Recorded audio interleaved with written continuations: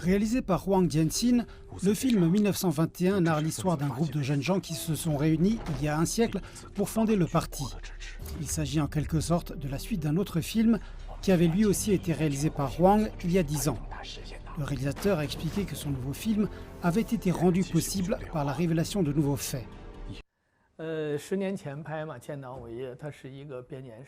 Il y a 10 ans, le film Début d'une grande renaissance faisait la chronique du soulèvement de Wuchang dans le district de Nanwu à Jiaxing. Il se déroulait pendant une longue période équivalent à un total de 10 ans allant de 1911 à 1921. Cette fois, nous nous sommes concentrés sur les années 1920 et 1921.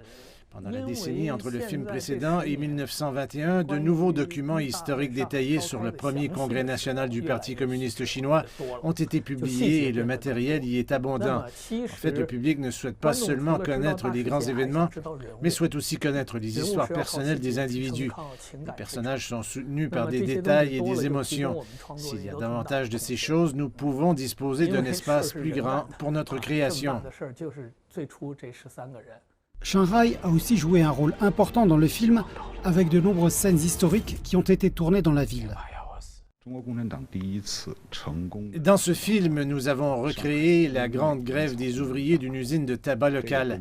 Dans les années 1920, environ 1/6 des ouvriers du pays se trouvaient à Shanghai et ils ont constitué l'épine dorsale de la Révolution. Par rapport au rendu des scènes historiques, le rendu des personnages de 1921 est plus important et plus difficile, particulièrement pour ce qui est des 13 délégués du Congrès. Leur âge moyen à l'époque n'était que de 28 ans. Le réalisateur et toute l'équipe de production ont dû s'efforcer de comprendre et de reproduire à la fois leur mode de pensée ainsi que pourquoi ils pensaient ainsi.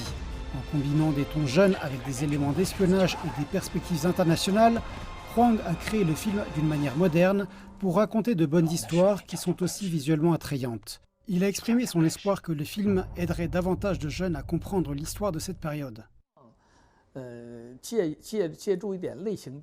Nous espérons obtenir un peu d'aide des films de genre, car de nos jours, les jeunes apprennent l'histoire à travers les films.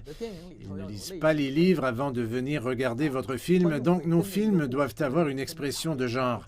Le public suivra une histoire, suivra les personnages et suivra les émotions.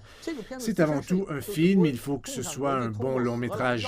Si l'histoire est incomplète, si les personnages ne sont pas vivants, si les détails ne sont pas abondants et si le film n'est pas bon, alors rien d'autre ne compte. Ce que nous essayons de faire, c'est de réaliser un bon film. Le Festival international du film de Shanghai se tiendra du 11 au 20 juin et ses récompenses convoitées des Globes d'Or seront annoncées le 19 juin.